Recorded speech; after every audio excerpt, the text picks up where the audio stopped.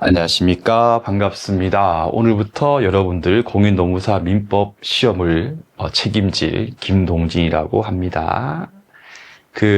네이버 카페에 있어 여러분들 꼭 가입하신 다음에 한 번씩 카페 오시면 되겠고요. 오카방도 있으니까 들어오시면 나쁘지 않을 것 같습니다. 하시고 우리 교재 2페이지인데요. 민법에 의의돼 있지 않습니까? 필요 없어요. 3페이지 가시고 제일 위에 있는 도표나 있을 거거든요. 그거 보시면서 제가 잠깐만 이제 얘기하고 바로 본 수업을 진행하겠습니다. 첫 번째, 기본 강의를 지금 현재 듣고자 하시는 분들 중에 1번입니다.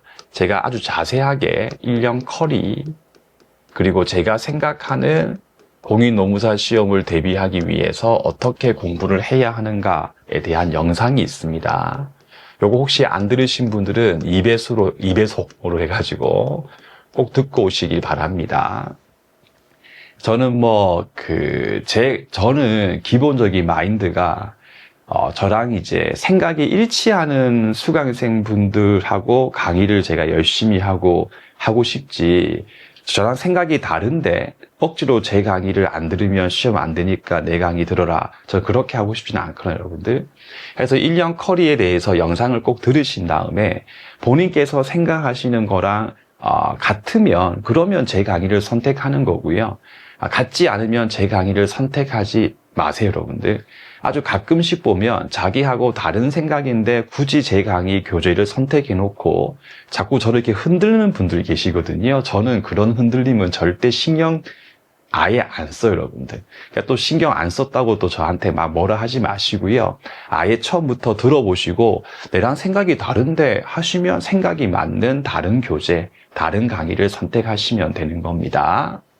두 번째입니다. 인문특강인데요.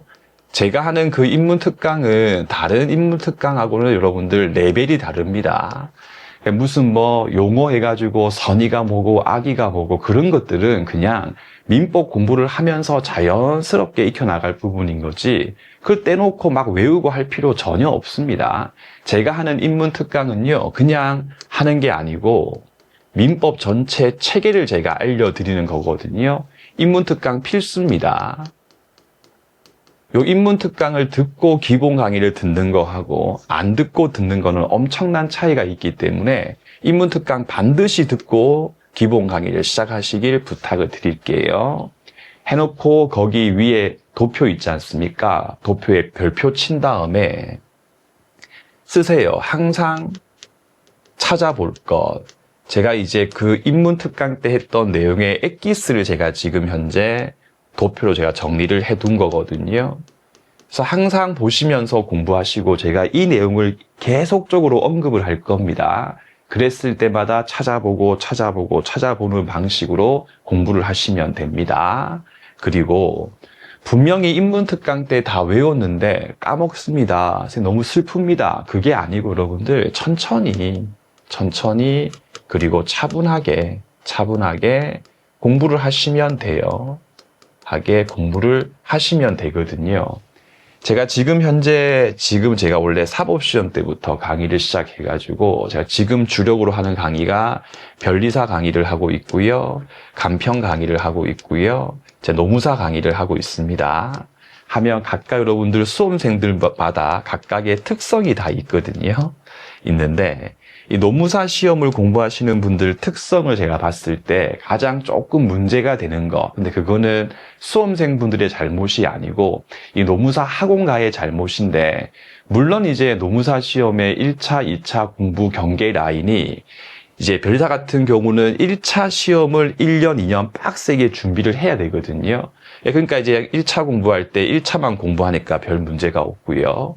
또 간평 시험 같은 경우는요, 1차 과목에 끝판대왕이 있습니다. 해도 안 되는 과목이 있기 때문에 좀 민법 점수가 높아야 되거든요. 그러니까 좀 시간 투자 많이 하세요. 근데 노무사 시험 같은 경우는요, 그 짧은 시간 내에 저도 한 번씩 이제 학원 사이트 가서 시간표 보거든요. 야, 과연 이거를 수험생분들께서 소화할 수 있는 커리인가라고 하는 그런 생각도 많이 드는데, 아무튼 노무사 시험 같은 경우는 1차하고 2차 시험이 있었을 때 이거를 비율을 보통 이제 보면 1차를 많이 하시는 분들도 한 35%, 비중이 또 2차 같은 경우가 한 60%, 나머지 5%는 이거 내가 계속 공부를 할까 말까에 대한 고민의 시간 5%지 않습니까?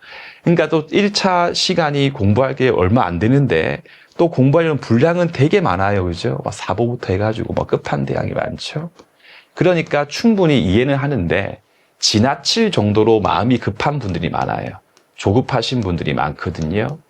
자, 다른 과목은 모르겠습니다. 민법은요, 조급한 마음을 가진다고 해서 기본 강의 한 번 듣고 모든 걸 다 이해하고 암기가 끝낼 수 있는 분은 지구상에 없습니다. 저기 미국에 지금 일론 머스크 있지 않습니까? 그분이 한국어를 다 배웠다 해도 그분 또 민법 공부하려면 한 7번 정도는 해독을 해야지 점수가 나오지, 절대 그분 또 한 번 딱 수업 듣고 한 번 읽고 다 이해한다? 있을 수가 없는 일이거든요.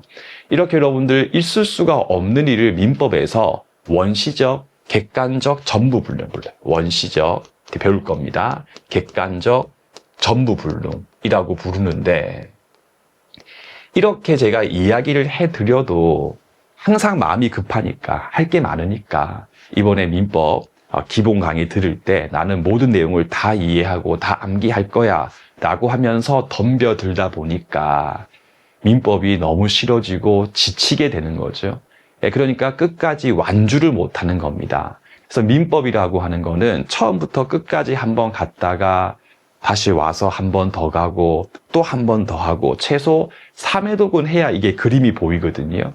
근데 너무 처음부터 모든 걸 다 하려고 하다 보니까 찔끔 가다가 중도 포기, 또 하다가 중도 포기, 또 포기. 나는 올해 1차 안 낼 거니까 그냥 남은 기간은 2차 중심으로 공부하고 내후년 1차 시험 대비해야지. 그런 식으로 잘못된 길로 가는 경우가 실제로 상당히 많습니다. 해서 민법 앞으로 공부하실 때, 특히 기본 강의 들으실 때 제가 가장 많이 할 말이 괜찮다, 욕심내지 마시라, 천천히 해라, 그리고 항상 종교인의 마음으로 그냥 그날 수업 열심히 듣고 한번 최대한 열심히 복습을 해도 안 되는 게 있으면 왜 안 되지? 내가 바본가? 아니라 또 다음에 내가 하면 되겠지라고 생각하고 자기한테 칭찬하고 또 다음 진도 나가고 또 진도 나가다 보면 종강을 하게 돼요. 그럼 다시 처음부터 해독할 때 보면 점점 나아지게 되는 거거든요. 그럼 나중에 이제 시험이 임박했을 때는 1차 과목 중에 민법이 이른바 효여 과목이 됩니다. 전 딸이 둘이래가지고 그죠? 되는 거거든요. 근데 그게 아니고 처음부터 완벽하게 하려고 조급증에 기초해가지고 달라붙는 분들 같은 경우는요, 대다수가 중간에 중도 포기를 하게 되고 이제 민법이 지옥 같은 과목이 되는 거죠. 그죠? 이랬을 때 민법이 이렇게 된 이유는 90%는 본인 잘못인데 민법 책이나 혹은 민법 양이 많다 이렇게 하는데, 똑같이 여러분들 수험생분들이 어떤 친구는 민법 분량이 요만하고 어떤 친구는 이만큼 공부합니까? 아니에요. 다 똑같은 분량이거든요. 그럼 똑같은 분량 중에 어떤 분들은 시험을 잘 봐, 못 봐. 그거는 본인의 문제가 큰 거기 때문에 아예 처음부터 민법 공부를 시작할 때부터 민법이라고 하는 녀석은 절대 한 변을 다 할 수 없구나, 내가 3번 정도 참고 보면 되는 거구나 라는 점을 인식을 하시고 공부를 하시고, 절대 자기 스스로에게 실망을 하지 마세요. 실망할 일이 아니거든요. 그렇게 꾸준히 공부하시게 되면 1차, 2차 둘 다 빨리 붙을 수 있으실 겁니다.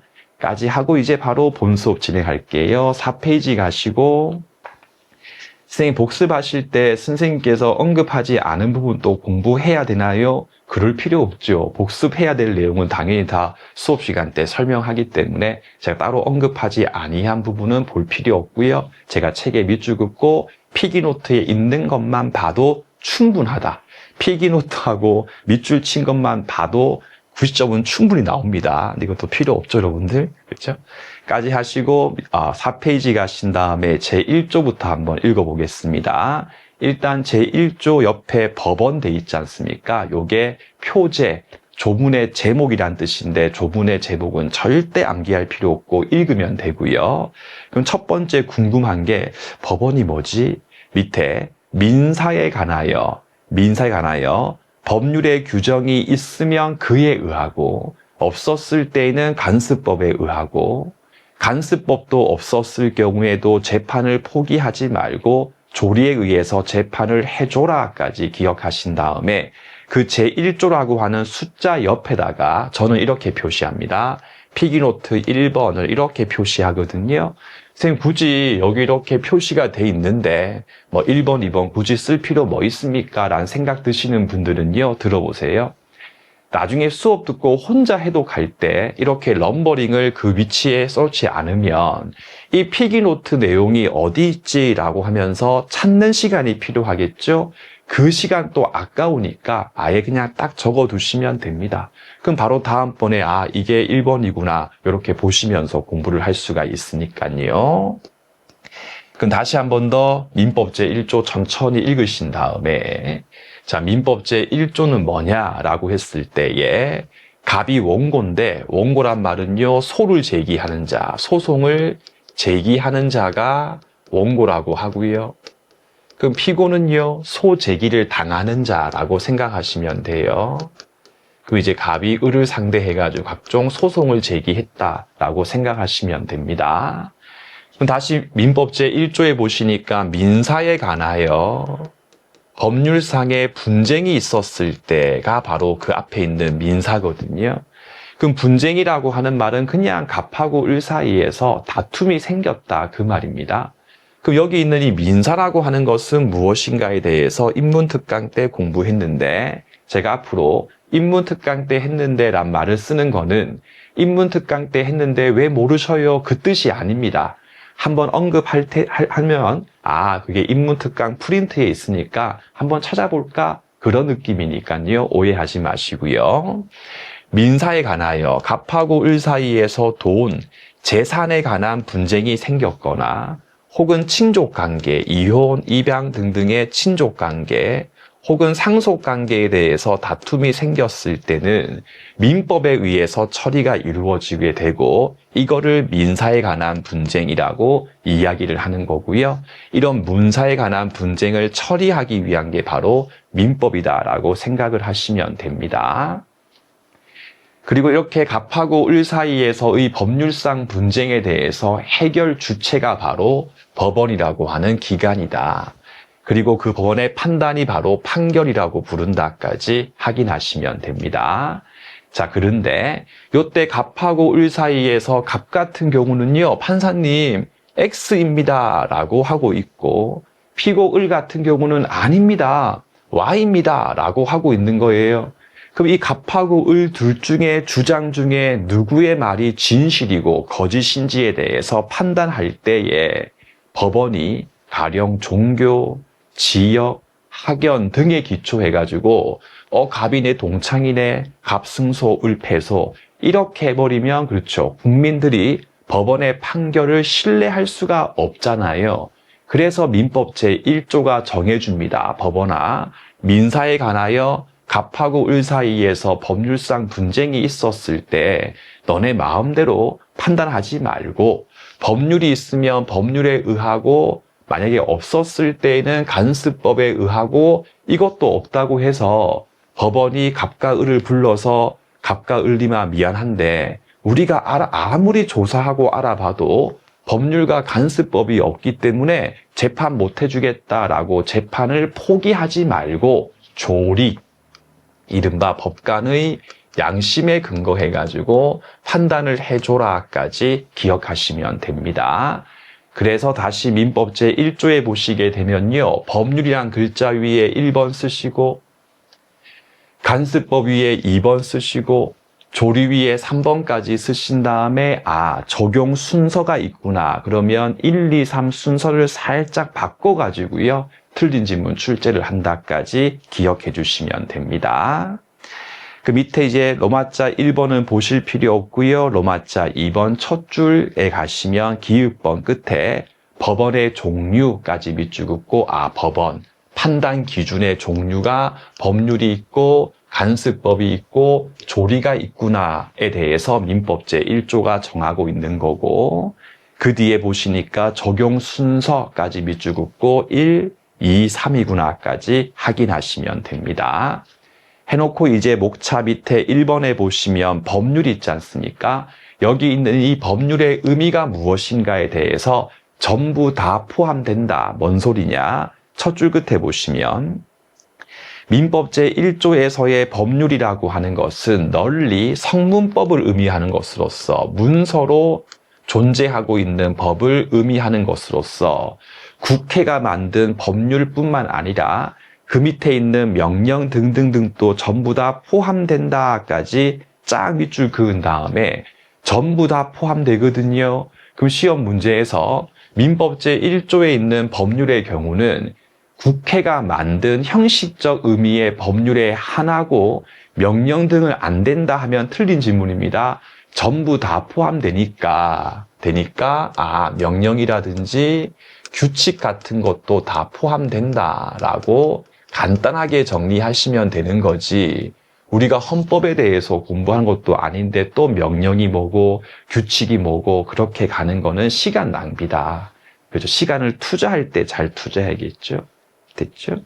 이제 그 밑에 있는 2번 간습법 있지 않습니까? 목차에 별표 치고 중요한 게 요 2번에 있는 간습법이라고 하는 것이 어떤 건지에 대해서 공부하는 게 중요하다까지 하신 다음에 자, 민법상은 아니고 헌법상 얘기인데 여러분들 대한민국 그 어디 있는 법전에도 법률에도 대한민국 수도는 서울이다라고 하는 규정이 없어요, 여러분들. 근데 우리 집에 그 막둥이 개동이 있거든요. 막둥이한테 야, 대한민국 수도 어디게? 라고 물으면 서울이라고 얘기를 하거든요. 이게 바로 간습법입니다. 그래서 실제로는 법이 없는데 대다수의 국민들이 그렇게 보는 게 법이지라고 믿고 따르고 있는 게 바로 간습법이구나라고 생각하시면 됩니다. 해놓고 그 밑에 있는 의 부분은 손도 대지 마시고요. 밑에 목차 나번 있지 않습니까? 옆에 노트 2번이라고 적어두신 다음에 왜 간습법의 의 부분은 손댈 필요가 없냐? 여기 있는 요건을 암기를 하면 따라 붙는 겁니다. 자, 오랜 기간 동안 거듭된 간행이 존재했고요. 대다수의 국민들이 그게 법이구나라고 하는 법적 확신을 부여하고요.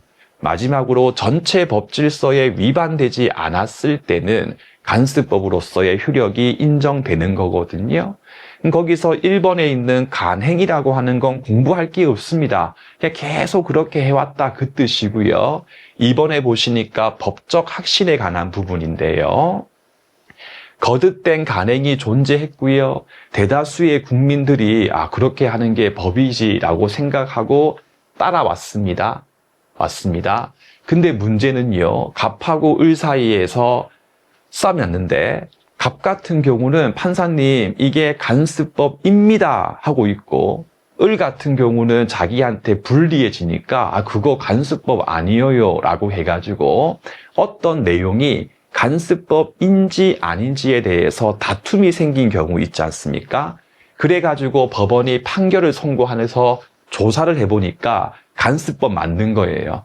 그랬을 때 판결은 이미 간행이 존재하고 법적 확신을 얻게 되면 그때 간습법이 성립되는 거고 그 뒤에 이루어지는 판결은 이미 존재하고 있는 그것이 간습법입니다 라고 하는 부분에 대해서 확인하는 것에 불과하지 법원의 판결을 통해서 간습법이 절대 만들어지는 게 아니다. 이거는 아주 중요한 내용입니다. 여러분들 사법기관인 법원 같은 경우는요. 국회와 달리 임의로 법을 만들 수가 없죠.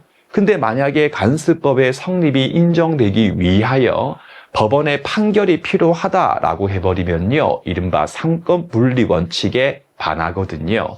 그러므로 법원의 판결의 경우는 간습법의 성립 요건이 아니다까지 정리를 하시면 되는 겁니다.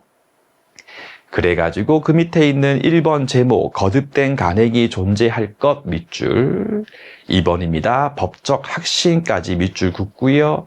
제일 밑에 법원의 판결은 간습법의 성립 요건에 해당하지 않는다까지 밑줄 긋고 제가 한 번씩 강의할 때 방점 찍으세요 라고 하는 말을 또 해요. 그게 뭐냐면 시험 문제를 출제할 때 어떤 문장이 있지 않습니까? 그 문장을 틀린 지문 바꿀 때 막 함부로 바꾸는 거 아닙니다.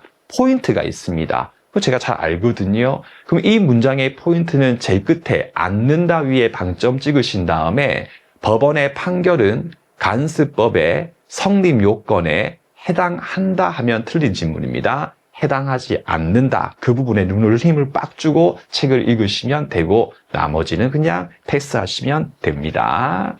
욕심내지 마시고 특히 민법 앞부분 공부할 때 막 힘을 너무 쓰시는 분들 공통점이 정작 어려운 채권법 갔을 때 힘앓이가 없습니다. 하지 말고 아껴두고 천천히 차분하게 이렇게 꾸준히 공부한다. 그런 느낌으로 공부하시면 됩니다. 자, 이제 5번 가시면요. 제일 위에 3번 제목에 전체 법질서에 반하지 않을 것까지 하신 다음에 법 구조라고 해가지고 이제 헌법에서 나오는 내용이거든요. 자, 대한민국의 제일 위에 있는 게 바로 헌법이라고 하는 거고요. 그 밑에 법률이라고 하는 게 있고요. 그 밑에 명령 규칙이라고 하는 게 있습니다. 그러면 국회가 만든 특정 법률이 우리 국민의 기본권 따위를 침해하는 경우 있지 않습니까? 그러면 헌법재판소가 헌법에 근거해가지고 위헌법률 심판이라고 하는 것을 해요. 그래서 그 법률은 헌법에 위반된다. 그러니까 유언결정, 위헌결정이라고 하고요. 이렇게 위헌결정이 나오게 되면 여러분들 법률은 효력을 상실하게 되거든요. 그렇다면 간수법도 마찬가지로 전체 법질서에 위반되면 당연히 효력을 인정할 수가 없어요. 그러니까 그 내용이 간수법으로서 지금 또 효력이 인정받으려면 이른바 헌법 등의 전체 법질서에 위반되지 않았을 때가 필요하고 만약에 그 내용이 전체 법질서에 위반돼 버리면요. 더 이상 간수법의 효력이 인정될 수 없게 되는 겁니다. 그래가지고 본문 가시면 기읍번 넉 줄 짝 밑줄 그으시면 됩니다. 헌법 등의 전체 법질서에 위반하지 아니하는 것으로서 정당성 따위가 인정됐을 때 간수법의 효력이 인정될 수 있다. 그 다음 줄 그렇지 아니한 그 뜻이 뭘까요? 전체 법질서에 위반했을 때는 한 줄 밑에 간수법의 효력이 인정될 수가 없는 거다. 그래서 그 다음 문단 제일 끝에 보시면 한 줄 위에 간수법을 적용해야 될 시점, 현재 있어서 전체 법질서에 부합하지 않게 되었을 때는 더 이상 간수법의 효력이 인정될 수가 없는 것이기 때문에 부정된다라고 판례가 얘기하고 싹 밑줄 그은 다음에 어떤 게 있느냐, 그 밑에 있는 판례 박스 1번 판례 옆에 노트 3번이라고 적어두신 다음에 3번 판례를 공부하시면 됩니다. 자, A라고 하는 종중이 있었습니다. 종중이 있고 그 밑에 후손들 중에 갑이 남성 측이고 을이 여성분들이시거든요. 자, 그런데 종중원이라고 하는 게 A 종중의 구성원의 줄임말입니다. 종중원이거든요. 근데 대한민국 어디 법을 봐도 대한민국에서 종중원은 여기까지예요 라고 하는 종중원의 범위에 관한 규정이 없습니다. 그래가지고 종래 간수법은, 과거 간수법은 후손 중에 성년자가 됐을 때는 아들, 남성까지만 종중원의 지위가 인정되고 여성분들에게는 종중원의 지위가 있을 수가 없다라고 했어요, 여러분들. 자, 이게 어떤 문제가 있냐면요. A 종중이 가령 X라고 하는 토지를 갖고 있었는데 그 토지가 국가 등에 의해서 수용이 됐을 때는요. 이른바 수용, 돈 나오죠. 보상금이 나오거든요. 그 수용 보상금에 대해서 분배할 때에 똑같은 후손인데 아들들만 분배를 받고 따님분들은 받지를 못했던 거예요. 그래가지고 을 측에서 왜 우리는 딸이라고 해서 우리를 차별 대우하냐 하면서 종중원 지위에 대해서 소송을 제기했거든요. 하니까 판례, 현재 판례는 종래 존재했던 간수법, 성년 중에 남성까지만 가능하다. 이거는 지금 현재 가치관, 이른바 남녀 평등의 원칙에 위반되고 전체 법 질서에 부합하지 않기 때문에 더 이상 효력이 인정될 수 없다고 한 거예요. 그래서 원래 있었던 간습법이지만 지금 현재를 봤을 때는 전체 법 질서에 위반돼 버리기 때문에 간습법의 효력이 더 이상 인정될 수가 없다까지 확인하시고, 자, 그러면요, 지금 현재 의했을 때는 종중언의 범위가 어디까지인데? 라고 했을 때 3번 목차입니다. 조리에 의했을 때, 조리입니다. 지금 무슨 말이냐? 일단 종중언의 범위에 대해서 다시 민법 제1조 보시면서 따라오세요. 별도의 법률이 없어요. 두 번째입니다. 지금 현재는 간습법도 없어요. 그러니까 3번 조리에 의해 가지고, 알겠죠? 두 번째입니다. 성년이 됐을 때입니다. 그럼 아직까지 후손인데 후손 중에 미성년자의 경우라면 아직까지는 종중언이 될 수 없다 하나 기억하시고요. 두 번째입니다. 남녀 불문하고 당연히이거든요. 당연히입니다. 그래서 여러분들 클럽도 아니고 여성분들이 그럼 저 이 종중에 가입할게요 라고 해가지고 이른바 가입 의사에 대해서 표명했을 때가 아니고요. 당연히 그냥 후손이고 앞에 것만 갖추게 되면 되는 거다. 그럼 시험 문제에서 별도의 가입 의사가 필요하다 하면 틀린 질문입니다. 가입할게요 라고 할 필요 없이 당연히까지 기억을 해주시면 되겠습니다. 하시고요. 조심할 게 이겁니다. 남녀 불문입니다. 성년이 필요해요. 미성년자는 안 된다. 이거 꼭 기억하시고요. 두 번째, 현재 조리에 의했을 때 이렇게 보는 겁니다. 그럼 시험 문제에서 현재 간습법이다 하면 틀린 질문입니다. 아직까지 거듭된 간행까지 존재한 것은 아니기 때문에 간습법에 의했을 때 이렇게 보는 게 아니라 조리에 의했을 때 이렇게 본다까지 기억을 해주시면 되겠습니다. 그래가지고 1번 보시니까 첫 줄에 성년 남자로 커트 치고 있는 종래 과거의 간습법은 전체 법 질서에 위반되기 때문에 더 이상 효력이 인정될 수가 없다까지 읽어지실 거고요. 그럼 그 다음 밑줄 보시니까요. 성과 본을 같이 하는 후손은 성별 관계없이 성년자가 됐을 때면 당연히 제 끝에 조리까지 읽으신 다음에 책에 한 번 더 정리할게요. 조리라고 하는 글자 있지 않습니까? 최대한 깔끔하게 이렇게 묶으신 다음에 옆으로 빼내서 그 조리라고 하는 단어를 간습법으로 바꾸면 틀린 지문이구나 라고 적어두시면 되고요. 그 다음에 성년이라고 하는 글자 보이실 거예요. 역시 빼내가지고 미성년자의 경우에는 종중언이 될 수가 없다까지 메모를 해두시면 문제가 싹 다 풀리게 될 겁니다. 됐고요. 이제 그 밑에 있는 2번 판례 있지 않습니까? 노트 4번이라고 적어두신 다음에 자, 원래 갑하고 을이 부부 사이였고요. 갑이 아버님께서 이땡땡이었고 어머니께서가 박땡땡이었거든요. 이제 그 사이에서 병이라고 하는 자녀가 있었습니다. 해가지고 지금 여러분들 듣기만 하셔요. 갑과 을이 혼인신고를 할 때, 야, 우리 사이에서 나오는 자식들은 엄마 성에 의하자 하면 따를 수 있습니다. 근데 그렇게 별도의 정함이 없었을 때에는 일반적으로 아버님 성에 의하거든요. 해서 이제 원래 병의 이름이 이땡땡이었습니다. 그런데 갑하고 을 사이에서 이혼을 하게 되고요.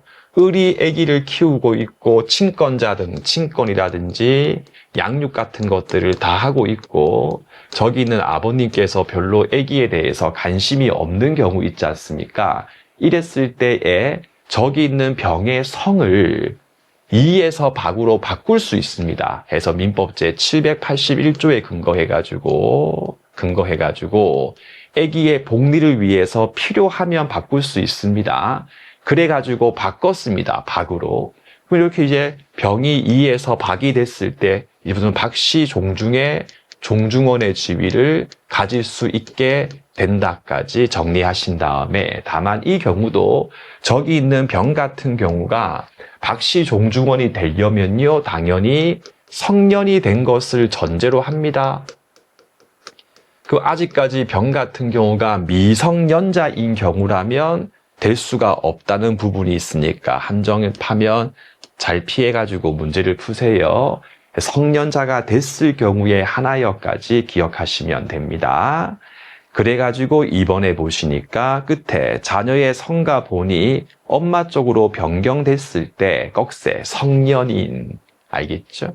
성년이 됐을 때는 바뀐 쪽으로서 제일 끝에 된다까지 읽으시면 되고 나머지는 큰 문제 없으실 겁니다. 그 밑에 있는 목차 답번입니다. 1번 있지 않습니까? 옆에 노트 5번이라고 적어두신 다음에 자, 이것도 한 번만 듣고 그냥 다 지우시고 제가 빨간색으로 표시하는 이 보충적이라고 하는 말만 아시면 되고요. 보충적. 이게 여러분들 최근에 간평에서 시험 문제에서 출제가 됐습니다. 간평에서 출제가 됐거든요. 간평에서 출제가 됐다. 선생님, 노무사 강의하시는데 간평 얘기를 왜 하십니까? 하시면 안 돼요. 우리 시험 같은 경우는 변리사, 그러니까 산인공에서 주관하는 시험 중에 민법 탑3가 여러분들 변리사, 노무사, 감정평가사이거든요. 여러분들 기출문제가 서로 상호 교대이기 때문에 같이 반영이 이루어지니까 알고 있어야 됩니다. 자, 보충적이란 말을 먼저 들으시고 들어보시면 자, 정의 X라고 하는 땅의 소유자인데 그 위에 분묘가 이렇게 설치가 돼 있습니다. 갑이 이렇게 안장이 돼 있었습니다. 자, 이랬을 때에 정의 이 분묘에 대해서 철거 청구를 구할 때 민법 제214조에 근거해가지고 구하거든요. 그러면 정의 X 토지의 소유권자일 것, 그리고 피고가 지상물, 지금 사안의 경우는 분묘에 대해서 소유자일 것, 이 두 가지 요건이 필요한데 우리 교재 3페이지에 보면 잘 나와 있으니까 한 번 더 확인해 주시고 사안의 경우는 요건 2번과 관련해가지고 위에 보시니까 그 당시에 성문법에 의했을 때는 장남병이었고요. 간습법에 의했을 때는 갑의 배우자 을이었거든요. 이렇게 하나의 사항에 대해서 둘 다 존재하는데 둘 사이에서 충돌이 됐을 때, 충돌이 생겼을 때 어떻게 처리할 것인지에 대해서 대립이 있고 학설이 판례 입장 같은 경우는 민법 제1조에 충실하게 봅니다. 다시 민법 제1조를 보시면 법률 성문법이 없으면 간습법에 의한다. 됐죠, 여러분들? 그러니까 간습법은 법률이 없었을 때 나오는 거 아니냐, 보충적이다. 그럼 결국은 사안의 경우는 성문법에 근거해가지고 정은 누구, 병을 상대해가지고 철거 따위를 청구한다는 내용인데 절대 여러분들 이 사례 문제가 나올 수는 없고요. 요 끝에 있는 보충적이란 말을 기억하시고요. 조심할 게 보충적인데 혹시 시험 문제에서 대등적 관계에 있다라고 하면 틀린 지문이니까 딱 요만큼만 정리를 하시면 됩니다. 그래서 두 번째 줄 끝에 보충적이란 말 보이실 거거든요. 거기만 딱 밑줄 긋고요. 옆으로 빼내신 다음에 대등적 하면 틀린 지문이야까지 간단하게 메모를 하시면 되고 다 필요 없다. 이건 이제 설명하기 위한 판례사니까 필요 없다까지 그어드리겠습니다. 됐고요. 그 밑에 있는 목차 2번 보시니까 간습법하고 사실인 간습에 관계돼 있지 않습니까? 목차 2번은 이렇게 있으면요. 이렇게 빼내신 다음에 제가 95페이지 가가지고 95페이지 가서 다시 공부할 거거든요. 이렇게 메모해놓고 복습할 때 보지 말고 넘어가시면 됩니다. 다시 설명할 거니까. 다음에 이제 6페이지 가신 다음에 위에 있는 판례도 보지 마시고 그 밑에 있는 3번 조리 부분 가시면 목차 나번 제일 끝에 조리에 합당하다 밑줄 긋고 조리의 경우도 법원성을 인정하고 있다까지만 밑줄 그은 다음에 봤죠? 조리의 경우에도 법원에 해당한다. 딱 그만큼만 확인하시면 되고 중요하지 않습니다. 됐고 이제 우리 교재 7페이지 가신 다음에 법률 관계와 권리 의무에 대해서 보도록 할 건데요. 로마자 2번에 보시게 되니까 호의 관계 있지 않습니까? 옆에다가 커플이라고 적어두세요. 커플이라고 적어두시면 됩니다. 해놓고 그 쭉 밑에 보시면 3번에 위반시 효가 있지 않습니까? 옆에 노트 7번 적어두신 다음에 6번은 뒤에 다시 할 거고 7번 적어두신 다음에 자, 호의관계 혹은 호의동승이라고 하고요. 실제 판례 사안들이 많이 있는데 보통 이제 갑하고 을이 연인 관계에 있어가지고요. 실제 사안입니다. 을이 여친분이시고 갑이 남친분이고 우린 이 똑같은 내용을 나중에 종강할 때 한 번 더 볼 겁니다. 해서 이제 진해 있지 않습니까? 벚꽃 축제를 할 때 갑이 이제 운전해가 같이 하고 있었어요. 근데 갑의 가실에 의해 가지고 발생된 교통사고로 인하여 을 같은 경우가 신체 상해를 입은 경우 있지 않습니까?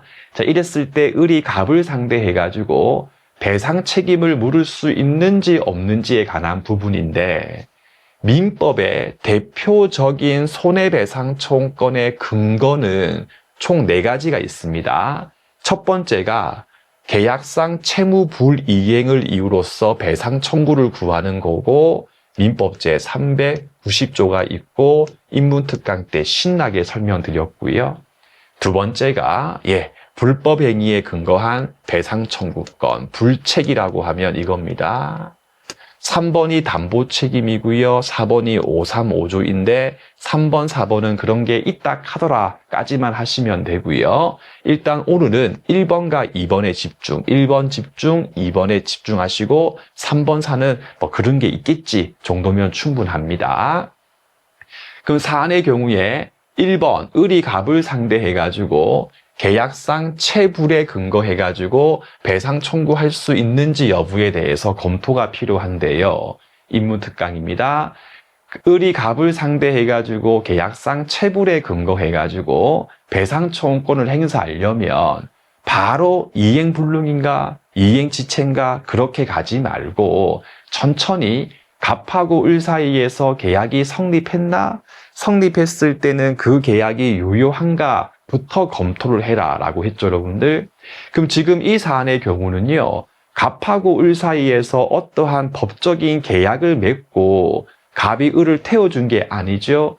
단순히 호의, 커플 사이에 있어가지고 탑승시킨 것에 불과하기 때문에 사안의 경우는 갑하고 을 사이에서 뭔가 계약한 적이 전혀 없어요, 여러분들.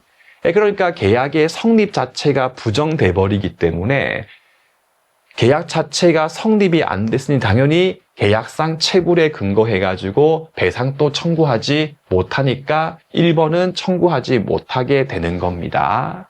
반면에 2번 민법 제750인데 인문특강 내용 중에 지나가는 행인을 을이 갑한테 폭행을 했을 때도 갑이 을에게 불법 행위에 근거해가지고는 배상 책임을 물을 수 있었거든요. 왜냐하면 1번의 경우와 달리 2번의 경우에는 고의가실 위법한 행위 등만 있으면 되지 꼭 갑하고 을 사이에서 계약관계의 성립까지는 필요 없어요. 그러므로 비록 갑하고 을 사이에서 계약관계가 없다 하더라도 갑의 고의가실에 의하여 을한테 상해를 입었을 경우에는 위법성도 인정이 되는 것이기 때문에 을은 갑을 상대해가지고 민법 제750에 근거한 배상 책임은 물을 수 있다까지 꼭 두 개를 구분해가지고 문제를 풀어주시면 됩니다.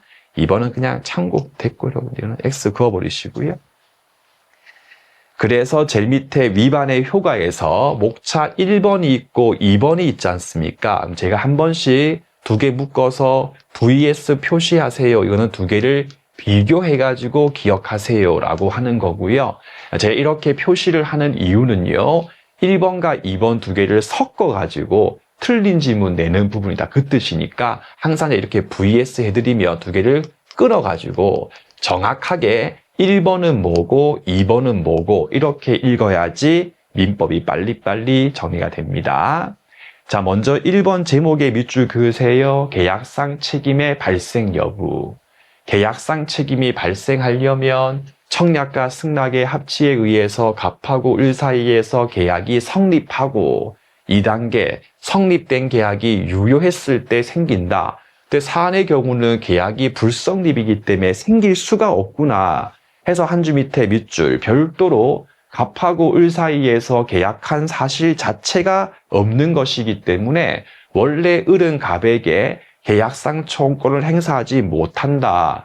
그 원래 계약상의 기해 가지고 청구를 못하는 거기 때문에 계약 위반, 계약상 채무 불이행을 이유로 배상청구권 행사하는 것도 허용되지 않는다까지 밑줄 쫙 그으시면 됩니다. 근데 이와 달리 2번 제목의 밑줄 불법 행위에 근거한 배상 책임은 물을 수 있는지 여부 한 줄 밑에 750이라고 하는 조문 숫자에 딱 밑줄 그으신 다음에 물을 수 있다까지만 기억하시고 요 뒤는 추후에 우리 그 기본 강의 종강할 때 다시 크게 이 부분에 대해서 공부를 하게 될 거다까지 한번 편하게 들어주시면 됩니다. 됐고요. 우리 교재 8페이지 가신 다음에 권리 의무에 관한 부분인데요. 이 부분 또 그냥 민법 공부를 하다 보면 그렇구나 라고 하는 거지 억지로 다 떼가지고 미리 다 외울 필요까지는 없고요. 제가 강조하는 몇 가지만 잘 챙기시면 지금은 충분합니다. 자, 먼저 그 밑에 2번 가시면 1번에 건한이라고 하는 거 있지 않습니까? 거기에 밑줄 대리인의 대리권 그리고 법인에서 이사의 대표권 밑줄 긋고 조금 뒤에 타인을 위하여까지 밑줄을 그어두신 다음에 판사할 필요 없습니다. 왜? 뒤에 계속 나오거든요. 그래서 앞부분은 뒤에 거 땡겨와서 맛만 보는 부분이니까 뭐 또 뒤에서 배우겠지라는 생각으로 편하게 들으시면 됩니다. 자, 여러분들 갑이 이렇게 있어요. 갑이 있고요. 을이 있고 병이 이렇게 있습니다. 해서 색깔 바꿔가지고요. 갑이 법인이라고 하면요. 을 같은 경우가 갑의 일을 처리하는 대표자가 되고요. 대표자가 되는 거고 한번 끊고 그 다음에 갑 같은 경우가 본인이면요. 본인이면 을 같은 경우가 대리인이요. 대리인이라고 부르거든요. 이랬을 때 갑이 들고 을이 대표자의 지위에서 갖고 있는 권한을 우리는 대표권이라고 부르고요.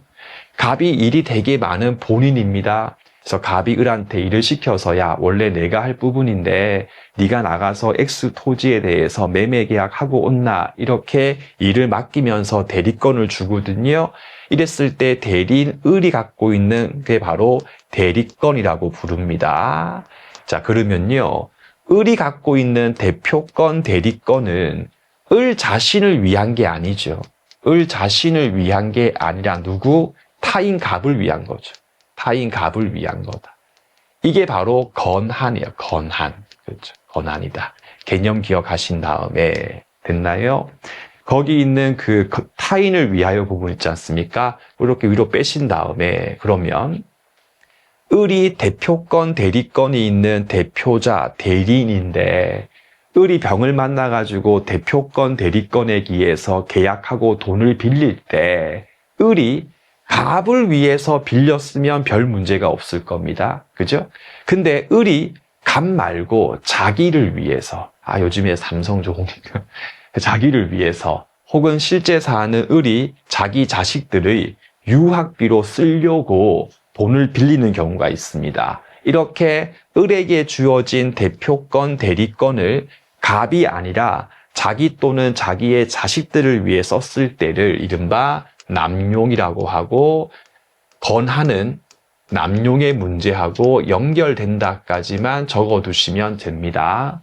그럼 제가 추후에 강의할 때, 법인 파트 강의할 때 대표권 남용에 대해서 설명드리고 다시 와서 이게 그 뜻이에요 이렇게 할 거니까 빼내가지고 남용의 문제와 연결됨이라고만 책에 적어주시면 된다. 요컨대 건한은 크게 두 가지가 있다. 대리권, 대표권. 이거는 을 자기를 위한 게 아니고 타인을 위한 거다까지만 기억하시면 충분합니다. 됐고요. 2번, 3번 손도 대지 마시고요. 4번에 보시면요. 한 줄 밑에 불법 원인 급여라고 하는 말 보이실 겁니다. 이렇게 빼신 다음에 아주 중요한 내용이고요. 우리 교재 87페이지 하단 부분에서 공부할 거니까 이렇게만 적어두고 그냥 넘어가시면 됩니다. 밑에 3번 가시면 권리의 종류 있지 않습니까? 1번 재산권에서 한 줄 밑에 밑줄을 다 긋지 말고 물권 1항까지 긋고 그 다음 줄 중간에 보시니까 채권 1항까지 밑줄 긋고 인문특강이죠. 물권이라고 하는 것은요. 갑이 특정 물건에 대해서 직접적으로 지배하는 게 물권이라고 하고 물건 나오면 당분간 그냥 소유권으로 바꿔서 읽으면 된다는 내용을 한 번 더 리마인드 해주시고 그 다음 줄에 보시면 채권 돼 있지 않습니까? 매매대금 채권. 특정인 갑이 특정인 을에게 뭔가 해달라 하는 게 바로 채권이었다까지 기억해 주시면 됩니다. 됐고요. 3번 가시면 인격권 있지 않습니까? 그 부분에서 제일 끝에서 한 줄 위에 밑줄 그을 건데 판서 필요 없어요. 이게 좀 잘못된 대한민국의 분위기인데 가령 이제 갑이라고 하는 연예인이 있고요. A라고 하는 신문사가 있다고 합시다. 이때 A 측에서 갑의 인격권을 침해하는 보도를 했습니다. 근데 갑이 이제 소송 제기해가지고 그거 허위 사실이다에 대해서 갑이 승소했다 해도 우리는 갑 나쁜 사람이에요 라고 하는 보도는 잘 보고 나쁜 놈이네 라고 하지만 그 뒤에 그 기사 허위였고 갑은 그런 거 아니에요 라고 하는 여러분들 기사 별로 클릭 수가 없잖아요. 해서 갑의 인격권이라고 하는 것은요. 한번 일단 침해가 되면 그 뒤에 다시 여러분들 좀 회복하기 힘든 그런 특징이 있기 때문에 갑이 A를 상대해가지고 사전적으로 미리 인격권 침해를 예방하기 위해서 알겠죠? 그러한 보도하지 마세요 라고 청구할 수 있다까지 한 번 정도 공부하시면 충분합니다. 그래서 제일 끝에서 한 줄 위에 인격권 침해에 대해서는 사전 예방적으로 침해에 대한 방등을 청구할 수 있는 청구권이 인정된다까지 밑줄 쫙 그어두시면 충분하겠고요. 그 밑에 있는 목차 나번은 제일 끝에 물건 밑줄만 그어두시고 내용은 필요 없고요. 배울 거고 9페이지 가셔가지고 제일 위에 있는 2번 또 필요 없고요. 3번 형성권 있지 않습니까? 옆에 노트 8번 적어주시고 중요한 부분입니다. 우리 10분만 쉬었다가 다시 보도록 하겠습니다.